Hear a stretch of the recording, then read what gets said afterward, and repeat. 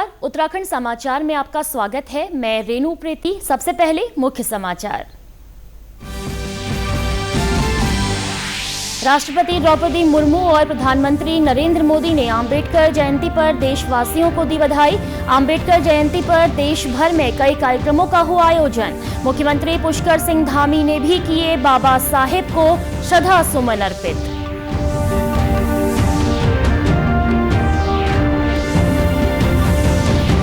उत्तरकाशी के डामटा चामी क्षेत्र के पास यमुना नदी में गिरकर यूटिलिटी वाहन हुआ दुर्घटनाग्रस्त। हादसे में वाहन सवार 3 लोगों की हुई मौत।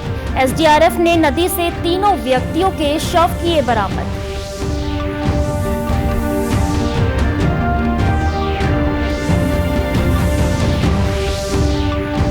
और बैसाखी के पावन पर्व पर बागेश्वर स्थित बाबा बागनाथ धाम में भक्तों की उमड़ी भीड़। सुबह से ही श्रद्धालुओं का लगा तांता। भक्तों ने की सुख शांति की कामना। अब समाचार विस्तार से। राष्ट्रपति द्रौपदी मुर्मू ने अंबेडकर जयंती पर देशवासियों को बधाई दी है। अपने संदेश में उन्होंने कहा कि बाबा साहब ने कई कठिनाइयों के बावजूद एक अलग पहचान बनाई और पूरी दुनिया में सम्मान अर्जित किया। उन्होंने बाबा साहब को एक अर्थशास्त्री, शिक्षाविद, विधिवेत्ता और महान समाज सुधारक बताते हुए कहा कि वे अद्भुत योग्यता वाले और बहुमुखी व्यक्तित्व के धनी थे। राष्ट्रपति ने कहा कि बाबा साहब महिलाओं और वंचित वर्गों के आर्थिक और सामाजिक अधिकारों के प्रबल समर्थक थे। राष्ट्रपति मुर्मू ने कहा कि बाबा साहब शिक्षा को सामाजिक परिवर्तन और वंचितों के सशक्तिकरण का माध्यम मानते थे। प्रधानमंत्री नरेंद्र मोदी ने भी डॉक्टर भीमराव अंबेडकर को उनकी जयंती पर श्रद्धांजलि दी है। सोशल मीडिया पोस्ट में उन्होंने कहा कि डॉक्टर अंबेडकर की प्रेरणा के कारण ही आज देश सामाजिक न्याय के सपने को साकार करने में समर्पित भाव से जुटा हुआ है।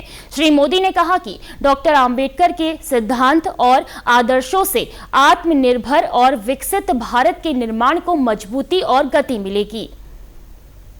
मुख्यमंत्री पुष्कर सिंह धामी ने मुख्यमंत्री आवास में डॉक्टर भीमराव अंबेडकर जयंती के अवसर पर उनके चित्र पर श्रद्धा सुमन अर्पित कर उनका भावपूर्ण स्मरण किया है।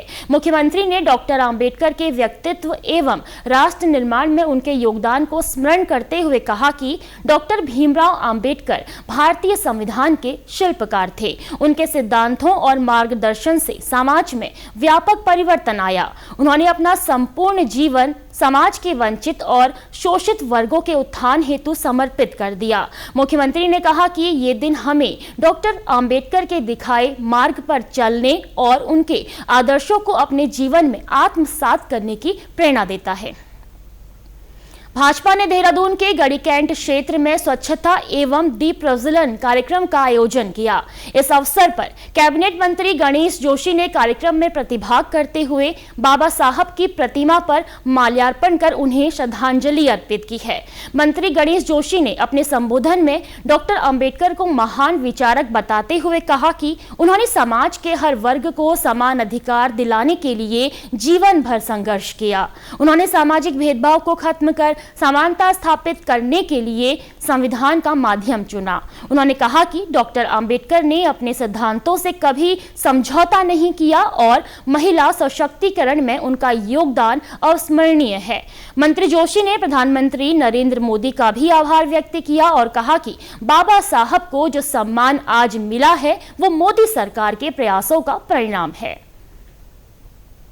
पर कांग्रेस में भारतीय जनता पार्टी में ये अंतर है, जिस बाबा साहब का नाम लेकर कांग्रेस ने 60 साल राज्य किया,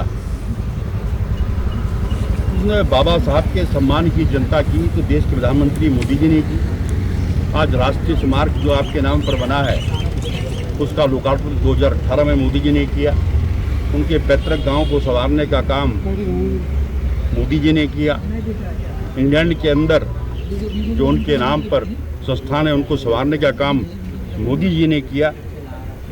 यही कारण है कि आज कांग्रेस परेशान है और कई प्रकार के आरोप भारतीय जनता पार्टी पर लगा रही है, लेकिन भारतीय जनता पार्टी सबका साथ, सबका विकास, सबका प्रयास इस नारे को लेकर काम करती है।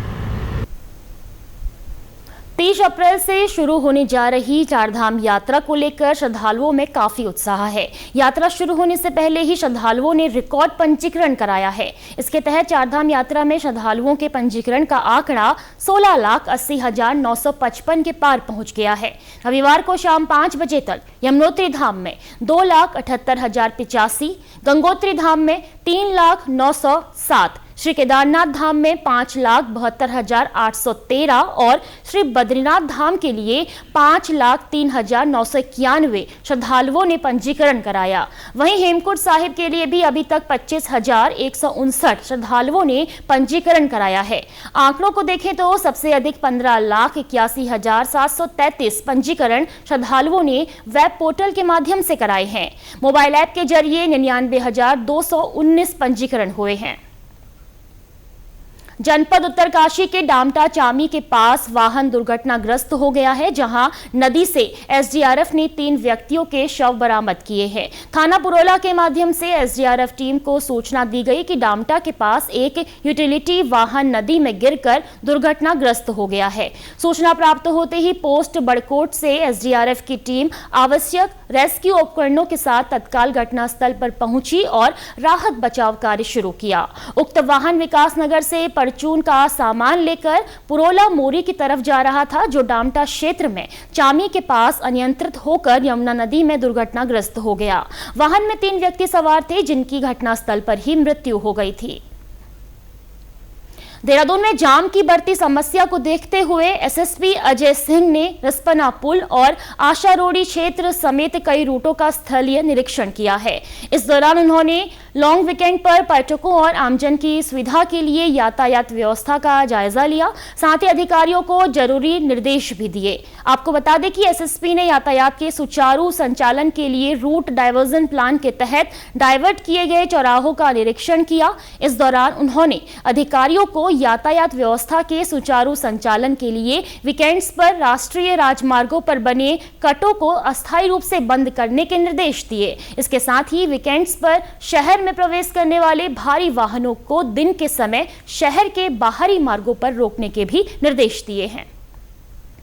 बैसाखी के पावन पर्व पर बागेश्वर जिले में श्रद्धा और आस्था का अनुपम संगम देखने को मिला है। खासकर बाबा बागनाथ धाम में सुबह से ही श्रद्धालुओं का तांता लगा रहा।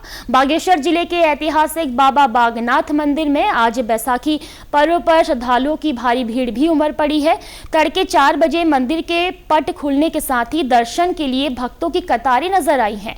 बाबा बागनाथ को समर्पित ये धाम कुमाऊं क्षेत्र की आस्था का केंद्र माना जाता है। बैसाखी जैसे पर्वों पर यहाँ विशेष पूजन, अभिषेक और भजन कीर्तन का आयोजन किया जाता है।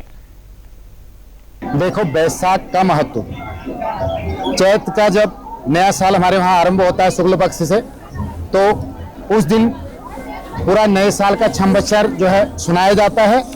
और उसी के आधार पर एक महान पर्व जब आता है, बैसाख का महीना जब आता है, सूर्य जब मेष में प्रवेश कर जाता है तो बैसाख का महीना प्रारंभ हो जाता है। तो बैसाख का जब महीना प्रारंभ होता है तो यहाँ पर लोग जितने भी श्रद्धावान हैं, जो भी पूजा पाठ करते हैं, तो वो यहाँ पर आते हैं। सुबह स्नान करने के बाद मंदिर में आकर के अपना अरिष्ट निवारक के लिए बायां पैर इत्यादि रुद्राभिषेक, जलाभिषेक, दान पुण्य जो भी करते हैं यहाँ पर आकर करते हैं। बैसाख का बड़ा महत्व है, ये एक धार्मिक महीना है और आज ही से अंदर शिव जी के वहाँ जो है घड़े लगाए जाते हैं और उन घड़ों में जल भर करके शिव जी को जो है अभिषेक किया जाता है। वहीं श्रद्धालुओं का कहना है कि वो हर साल बाबा बागनाथ के दर्शन को आते हैं और सुख शांति की कामना करते हैं। श्रद्धालुओं का मानना है कि बाबा बागनाथ के दर्शन से न केवल मनोकामनाएं पूर्ण होती हैं, बल्कि जीवन में शांति और संतुलन भी प्राप्त होता है। बैसाखी का पर्व है वो नई फसल के करने के उपलक्ष्य में मनाया जाता है। उत्तराखंड, पंजाब आदि में नए फसल के उसमें मनाया जाता है, लेकिन यहाँ पर जो हम लोग आए हुए हैं, यहाँ पर नए जो संवत्सर लगता है उसमें जो भी दोष होते हैं किसी भी राशि का या किसी भी तरह के, जैसे किसी को बनाया बैठ जाता है, जैसे वृश्चिक राशि का मेरी बिटिया का है, तो हम उसी के लिए यहाँ पर आए हैं। उसके निवारण तो पंडित जो है यहाँ पर पूजा करते हैं। और आज बैसाख महीने का पहला सोमवार भी है, तो माना जाता है कि बैसाख महीने में महादेव की जो पूजा है वो काफी फलीभूत होती है। तो इसीलिए हम लोग यहाँ पर दर्शन के लिए आए हुए हैं। आज बैसाखी है और हम लोगों का बड़ा सौभाग्य है, हम बागनाथ मंदिर में आए हैं और यहाँ पे जल चढ़ता है, पाठ होता है और ये किसी की दशा दुशा हो, किसी को पेट वाला होता है तो उसमें बायां पैर चढ़ता है और जिस हिसाब से हमारे पंडित जी बताते हैं कि इसमें क्या क्या नियम करने हैं संकट कटने के लिए, वो सारी चीजें होती हैं। आज बागनाथ मंदिर में बहुत भीड़ लगी है, दूर से भक्त आए हैं और बहुत खुश हैं और यहाँ पे पूजा अर्चना करके अपनी मन की शांति कर रहे हैं। सबको बैसाखी की बहुत बहुत शुभकामनाएं। इसी के साथ अभी तक के समाचार समाप्त हुए। दूरदर्शन समाचारों से जुड़े रहें। मिलते हैं फिर शाम 5 बजे के बुलेटिन में। नमस्कार।